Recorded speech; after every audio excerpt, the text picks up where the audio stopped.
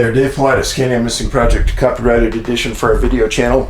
And you're watching our executive producer, Hawk, as she's sitting there, keeping an eye on things and being a good girl and making sure the production comes off correctly. Yes, a good girl. Yes, a pretty girl. Yes, a pretty girl. Oh, so pretty. Yes, sir. Yes, a good girl. Okay, it's good. Thank you. Are you going to sit there and watch me the whole show? Are you? Are you going to? Okay, if you want to stay. Want to shake? Want to shake? Oh, that's a good girl. That's a good girl. Yeah. Okay, so we're going to get going with the program here. And make sure that we can do this and keep you interested. So this is a Skinwalker Ranch episode, and in fact we're going to start this episode off with talking about their new show, Beyond Skinwalker Ranch.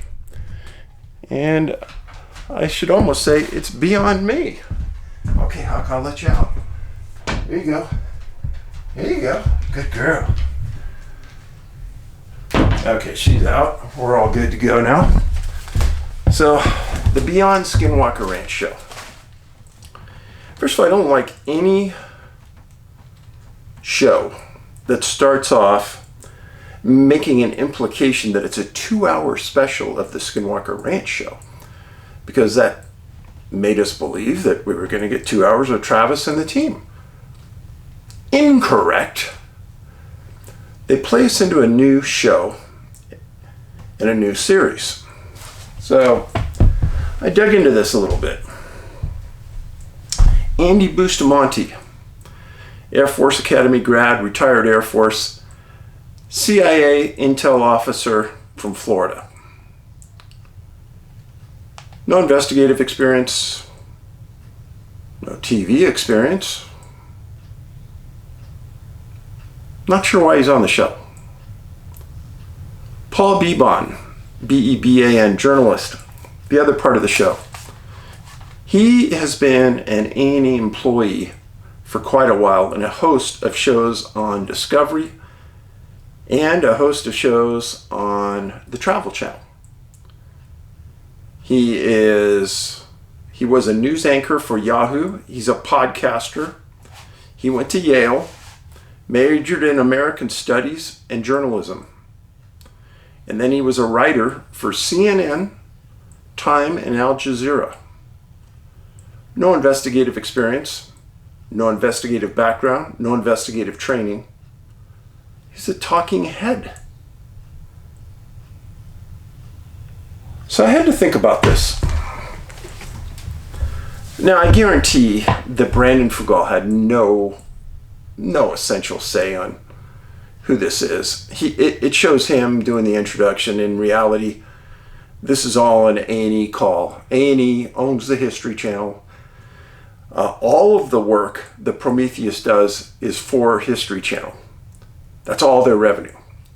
So when they do a show like this, they have to cater to whatever A&E wants and whatever A&E demands. And in fact, when they do a lot of the shows and they're doing an interview with somebody, the people on scene have to take a picture and send it to people to make sure that the background is appropriate and approved by the powers to be of Prometheus and others. That's how restrictive they are. Now think about this, and I've told you this before, that a vast majority of the people you see on these various channels are nothing more than talking heads. They've never written a book. They've never done a documentary. They've never done any investigation into anything. Now, they are here to convince you of certain things and to keep you interested and to draw you in. So I just watched the first 10 minutes of Beyond Skinwalker Ranch. I turned it off and walked away. I'm not going to get sucked into this. Now, this may be the closest thing to a scripted show that history has put on with Prometheus. And the reason I say that is that they're going to deliver and put them in different locations and try to make it interesting and try to draw you in to get a crowd going. I'm not doing it. And I'm not doing it because I want to watch real investigations. And if the investigations are being led by the director and the producer, I'm not interested. If the investigations are being directed by these two that I just introduced you to, I'm not interested. And the reason being is that they have no investigative experience. They're going to say whatever the director wants them to say because they are going to be an integral part of the show every week. Highly disappointed in history and A&E. This wasn't a Prometheus call, this was an A&E call. And when you look at Beban, he's been employed by A&E for a while as a host. That's all he is. He's a TV host. And then his work with these other questionable networks makes me very, very leery. He might be a great guy, but that's unimportant. When you're doing a show that is trying to uncover unusual things, go deep on scientific issues, you've got to have a background of standing in front of the camera, interviewing people for the show. If you don't have that background, you're not going to make it. And I don't know. I'm not going to get sucked in. That's enough of that. I don't want to get anybody upset. If you want to watch it, I encourage you to. But my time is more valuable. All right. Let's talk about Skinwalker Ranch show last night. And when I say last night, what I mean is June 6, 2023. Now this one picked it up a lot. I like the show. And they started right off with somebody I've always been interested with is Jay Stratton. And Jay was part of the UAP task force. He did a lot of briefings for higher ups in the military and at the Pentagon. He coined the term UAP. I don't like the term. And he said he coined that term because UFOs were related to the little green men. I don't care what anybody thinks. Everybody knows what a UFO is. I'm not sure everybody knows what a UAP is. And in 2007, he started a relationship with the Defense Intelligence Agency in Bigelow. 2009, he was at the ranch doing research. And then he said something really interesting. And I know this is true, is that he stated that the ranch reacted to certain people that came on the ranch in certain ways. Sometimes it was good, sometimes it was bad. Sometimes people took hitchhikers home. Now, when he said he talked to his family and his kids about coming back to the ranch, that was a subtle implication to me that he had brought hitchhikers home because it had affected his family. Otherwise, why talk to him? But Travis and Jay had worked together at the Pentagon. They'd sat down at a table and had discussions before. His first trip to the ranch, he'd seen a triangle UAP. And he saw it fly across them. And then at 11:30 p.m., he observed a light on the mesa. And he said something that I've said before many times, but he said it, so maybe it'll settle in with many of you. He said that there were several people on the back deck, and they see this UFO UAP. And everybody, there was only one. Everyone saw something different.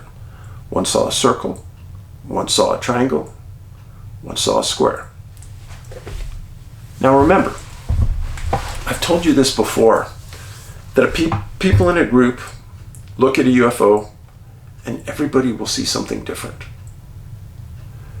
Now how is that possible? It's possible by a multitude of ways. Number one, that entity is controlling your thinking. One. Number two, it's controlling your vision. Number three, it's controlling your spectrum of visibility to see only one thing. And to me, that's fascinating. And to think that that's anything on Earth, I don't think that's possible. But he reinforced what I've said to you before, that people see different things, and it's not that they're seeing it differently. I think they're seeing whatever's delivered to them by that entity. And I'm glad he said it, because it takes a strong man to say something like that. Distinctively different lights and shapes by different team members. I've heard this so many times in UFO investigations from different people. Talking to a group, yeah, you know, I saw this, I saw that. How could that be? We're both looking at the same thing. I know. He's also said that walking towards Homestead 2, felt the temperature changing as he walked closer. Then he saw a shadow in the ground across the road. And then he saw a shadow figure on the second floor of Homestead 2, but there was no second floor. But it was in the air, looking down at him, almost like a humanoid figure, but it looked like a shadow. Now you go back to earlier thoughts from team members of Bigelow and the DIA. There was talk of demonic associations with the ranch. Dark figure, perilous, imparts a very scary feeling in you. Some people are going to say, well, Dave, that's just crap. Other people are going to say, Dave, you're right on. I don't really care what it is, but you can't just flush that toilet and say, nah, I'm not going to entertain that. Only a fool would do that. No proof that it's not. Now, Travis said he was going to use Jay in an experiment. He wasn't going to tell Jay what it was. And Jay said that he believes the ranch responds to different people differently. I had long talks with Colm Kelleher, the head of Bigelow Ranch, about this. Long talks with George Knapp about this. And as an example, George Knapp said that he went to the ranch several times. He never had really anything happen. He never even saw anything. I think that's fascinating. Now, is that because George isn't part of the government? Is that because George isn't a scientist? Is that because George was just a reporter and just wanted to report facts? Did the entity not see George as a threat? So Jay, being a member of the government, trying to dig into what's happening, did they see him as a threat? Possibly. We don't know. Sending that message when you're walking down a road and they put a line across the road, that's distinct. That is something that very definable. And they wouldn't cross that line in the road because they felt peril. Can you imagine grown men, Department of Interior, very, very experienced, and they won't cross that line in the road?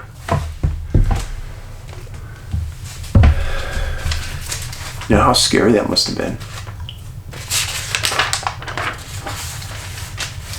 Now, Jay Stratton, and Travis have talked about the Pentagon. They've talked about this publicly.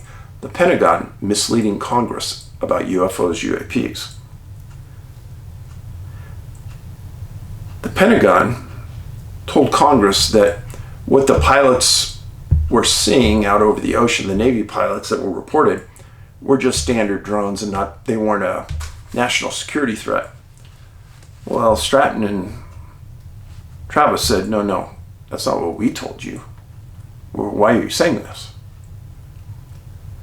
Now, just to tell you how important of a person Jay Stratton is, his rank in the Navy would have, because he was in naval intelligence, would have been equal to a 2-star admiral. Very respected man. To get to that rank, you have to be highly, highly smart, respected, especially as an intelligence officer.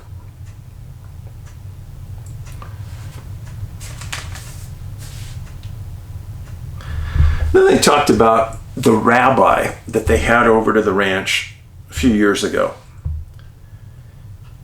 And that rabbi did a chant that was designed to open a vortex. And during that chant, some heat signature came up in Homestead 2, same homestead that had the dark figure. Now, one thing I've said to you several times is, if it was me, every week I would have over some church leader. Irrelevant to me what church it was. I don't care.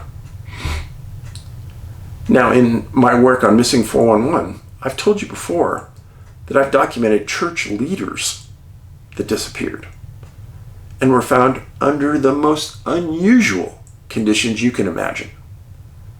They were gone. Much later, they were found under unexplainable circumstances. So to think that whatever's happening in Missing 411 has a hands-off relationship with church people is ridiculous. Now, when the rabbi comes, he obviously stirred something up, because there was that heat signature that developed. So why not have over someone from 5 different churches? Have a Buddhist, have a priest, have a pastor.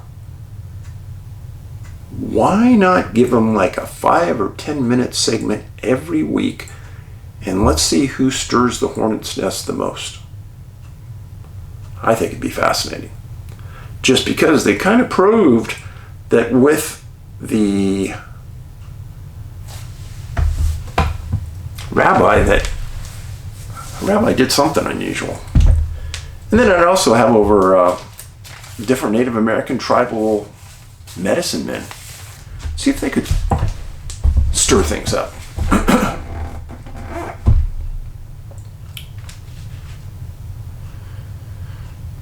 Then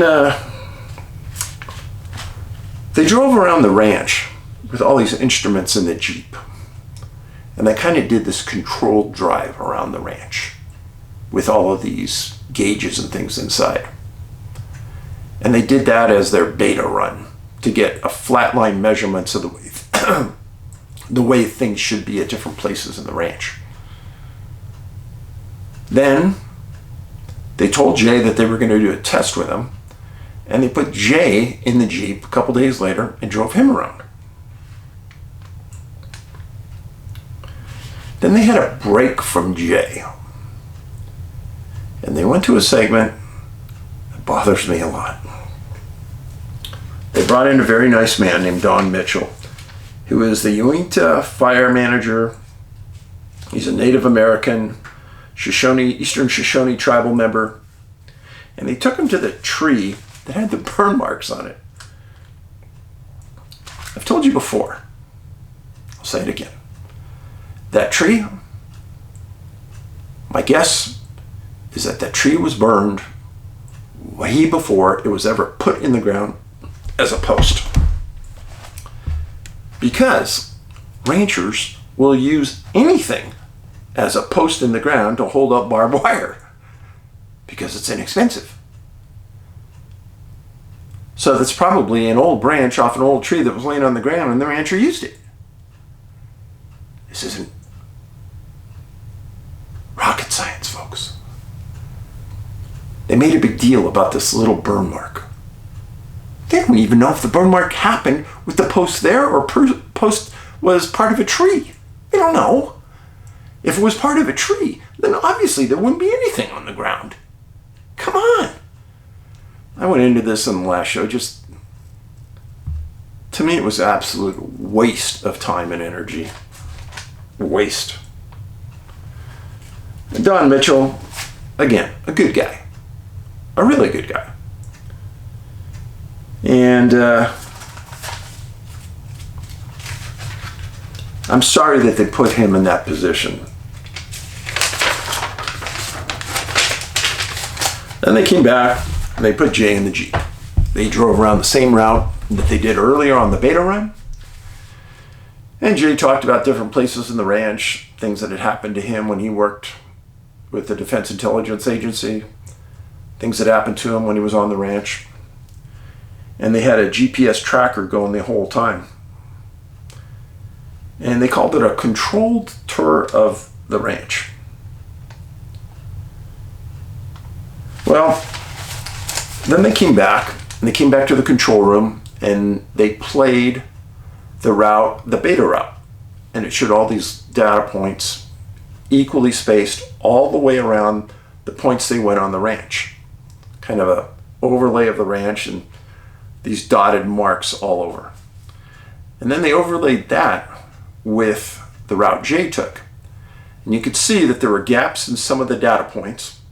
But then when they went and they looked at a cross section of the ranch where you could see into space and underground, the data points went underground and then came back up.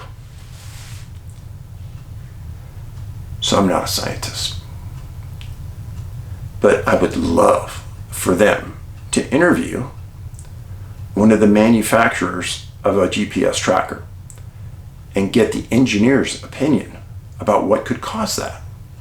Because they're all talking about how strange it is. Yeah, it is strange, no doubt. Why not get an expert opinion in there?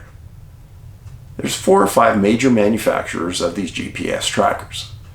I guarantee that they'd love the publicity if you interviewed one of their chief engineers and said, this is what we got. How did we get this? Just saying, folks.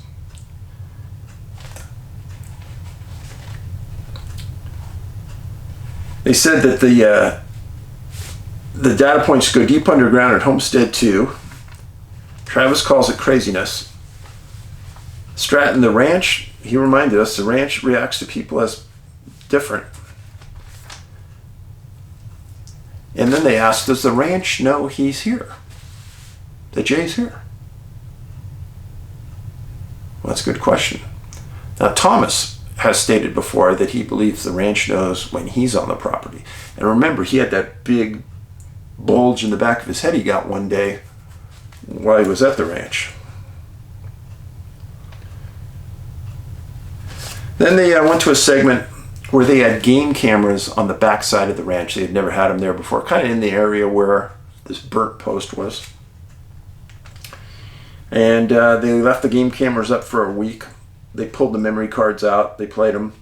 And one memory card, as they're zooming through, which everyone does on these game camera cards, zoom through and boom, there's a flash on the screen. It looks like one frame. They go back and they look at the one frame, and there's a silver orb. And it's at quite a distance in the middle of a field. Now to me, that orb, or whatever it is, looks like it's about 6-7 feet in diameter. It's my guess. It was round. To me, it looked like there was something white to the side, something next to it. I think that was interesting. I think that was real. I don't think it was a glare, because if it was a glare, it would have shown up on many, many frames of that camera. Also, movement is what triggers that camera. Now, one thing that I don't quite understand is usually movements on the game camera are within 10, 15, 25 feet. That orb was out there, to me it looked like 100, 150 yards, maybe more. So how did that orb trigger that camera? Something I'm not smart enough to understand. But it was there. I saw it. Now what I would say is they have very, very high resolution game cameras. The one they were using, it was a Cabela's game camera, not very high resolution. And when you're doing a show like this, why would you use cameras with low resolution? I don't get it. A high resolution card, you could have blown that up so it really looks like something important. I get frustrated, but I know some of you would say, well, Dave, they're doing that on purpose because they really don't want us to see what it is and they want to talk it up. Maybe. I don't know. I really don't know. So, there's 512 acres of Skinwalker Ranch. That's how big it is. I do believe that the ranch does respond to different people different ways. And then, if it knows you're on the ranch, my question to you, what would be the point to have a hitchhiker come home with you? Meaning have an entity follow you home and bother and harass your relatives and friends, and maybe wife. Now, when I talked about this before, there's a lot of these ghost shows on TV. I don't watch them. I've watched maybe one in my whole life. I don't like them. I do believe they see things. And I just, again, I've got better things to do in my life and I don't have enough free time to do all this. But they bring hitchhikers home too. Now let's think about that. And I know they do because I've met some of the people on these shows. And they're credible people, really good researchers too. So if a ghost show brings a hitchhiker home with them and is bothering their family, is there some relationship between the ghosts that they're investigating and the things that are happening at the ranch? Are the ghosts demonic? Are the things at the ranch demonic? I really have no idea. I'm just throwing this out. I want you to think about this, because I think there is some association we don't understand between the ghost research and the ranch research. Now, the people that do the ghost research would say something like, well, the soul is still living in this house that we're researching and it never moved up to heaven and it's trapped here and now we have to release it so it can go. I hear that. I've heard that. So if it's trapped here and it's a soul, I don't see how that's related to the ranch.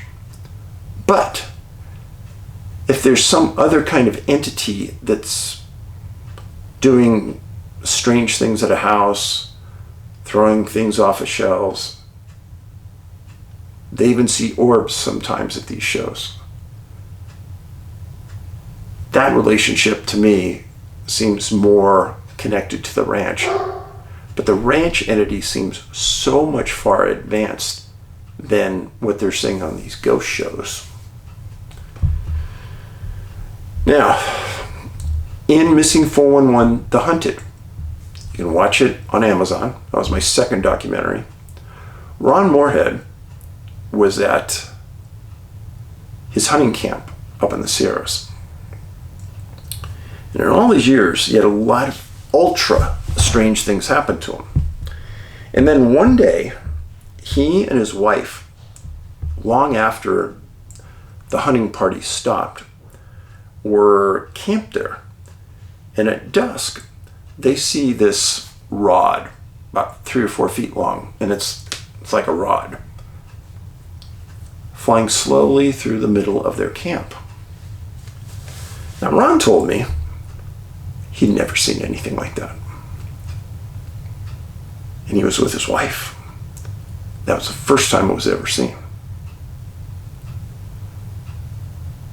Now, was that property responding to his wife being there? Ron had gone there for 45 years. Spent weeks, months on the property. Never seen anything like that. And suddenly he brings his wife, and this rod appears. So, whatever this is, does it respond to a certain energy that's brought to the property? And I won't say it's a personality, let's call it an energy. And does it view that energy a different way than what it maybe truly is?